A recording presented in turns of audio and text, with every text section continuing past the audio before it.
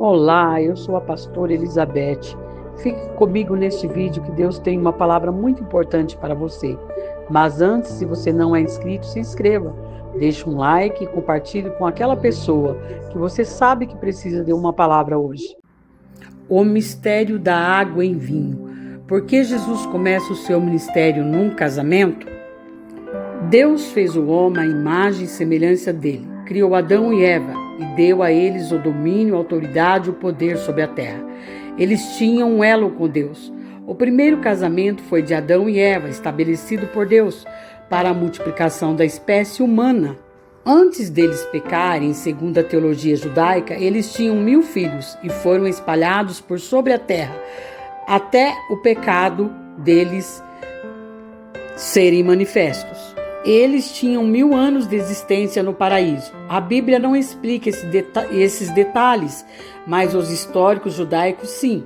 Por isso há muitas dúvidas nas pessoas em relação ao casal, pois quando eles são expulsos do paraíso e têm os filhos Caim e Abel, e depois de acontecer o primeiro assassinato entre os irmãos, Caim virou peregrino na terra e a Bíblia fala que ele encontra uma mulher e coabita com ela. Ela já fazia parte da geração de 1000 anos de Eva e Adão, os 1000 filhos espalhados pela terra.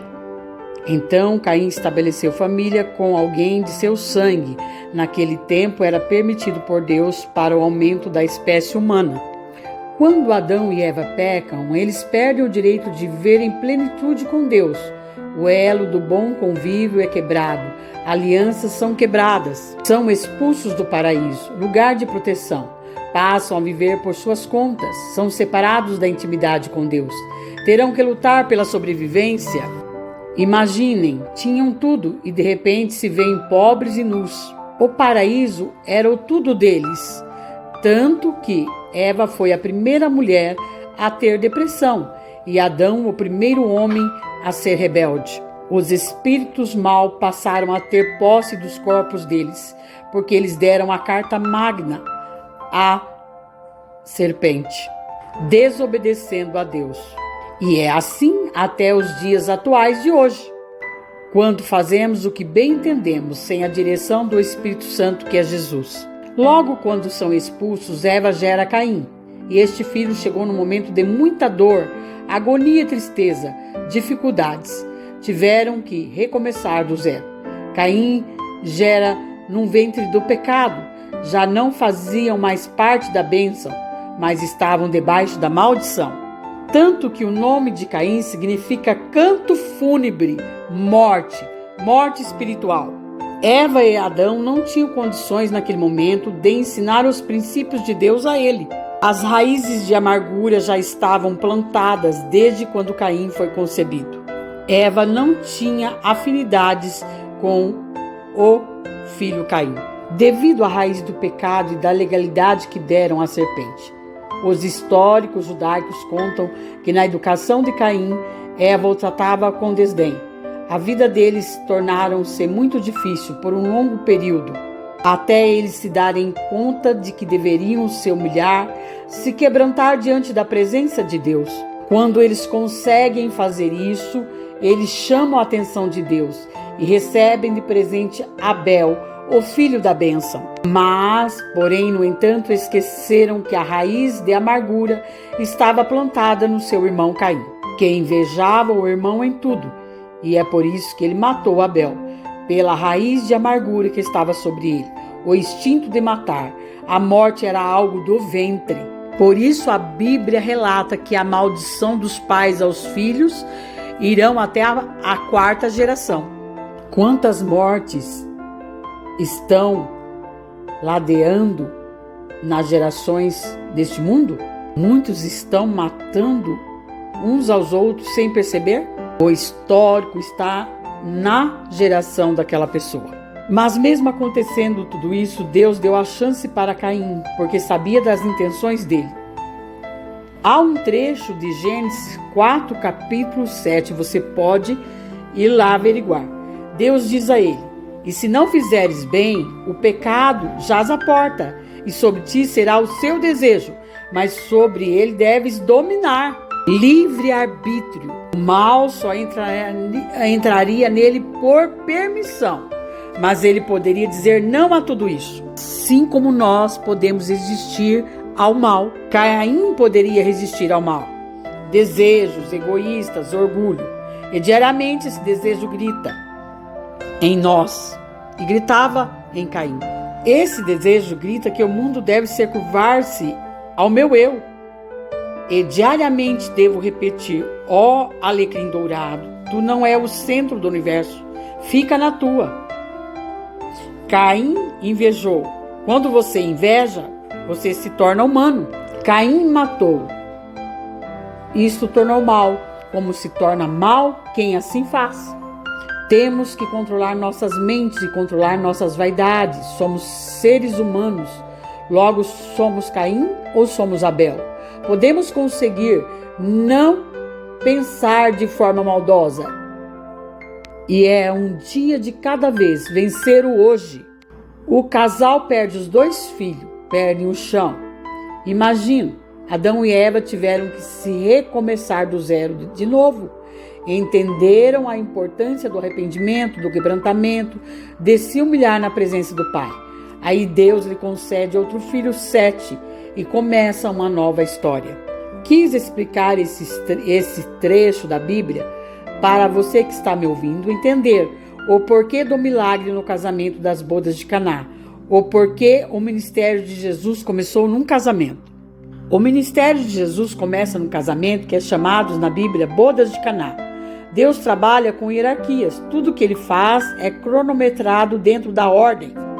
Depois do pecado, Israel precisaria fazer sacrifícios do cordeiro para a expiação dos pecados.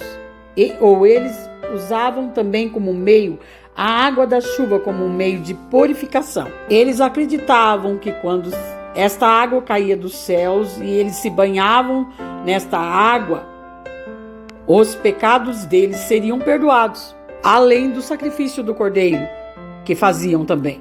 Israel sofria escassez de chuvas e a água da chuva para eles valia ouro. Então eles enchiam as talhas de água e armazenavam para esse fim. Eram chamados de metreta. Os sacerdotes faziam isso 3 vezes ao dia, por qualquer coisa que os tornava impuros. E os israelitas acreditavam que eles se purificavam quando tocavam em mortos, quando eles iam se casar e quando eles cometiam um ato que não agradava a Deus, ou quando as mulheres estavam no período de menstruação, pois elas se sentiam impuras. Para Israel, o casamento é algo sagrado e profundo. E é porque Deus começou pelo casal no jardim. Por isso a serpente luta tanto para destruir o projeto de Deus, que é a família. Quando Jesus vai ao casamento e transforma a água em vinho, qual era o sinal que aquela água que servia para a purificação deles estava dizendo?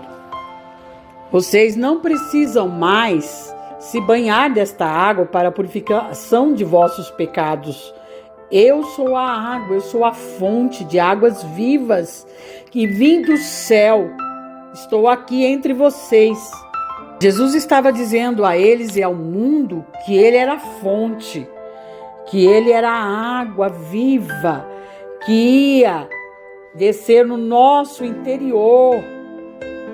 Jesus estava dizendo que aquele banho é só para a parte exterior do corpo deles, mas que ele era a fonte que iria purificar os pecados dele. E ele iria morrer na cruz por nós. Ele ia entregar-se o teu sangue por nós.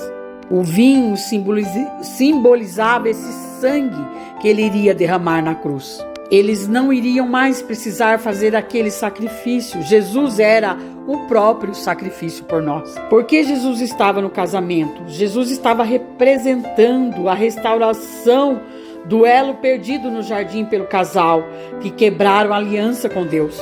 Jesus estava dizendo para eles e todos nós: morrendo na cruz, estou restituindo o poder, o domínio dado pelo casal, dado à serpente, Ele estava dizendo que iria derramar o sangue dele como sinal de uma nova aliança estabelecida com Deus. Ele estava ali disposto a fazer qualquer coisa por nós. A festa das bodas representava a nossa liberdade. E ele estava resgatando essa carta magna pelo pecado de Adão e Eva, na desobediência. O inimigo tirou de nós essa liberdade e Jesus estava resgatando no casamento o nosso ministério, tirando a carta magna do inimigo. Ele estava dizendo: eu sou o caminho, a verdade e a vida, e ninguém vai ao Pai senão por mim. A cruz foi um resgate da nova aliança com Deus.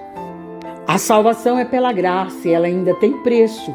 O preço é a sua submissão e a obediência. O significado da cruz é um resgate do domínio, do poder e autoridade dada no jardim.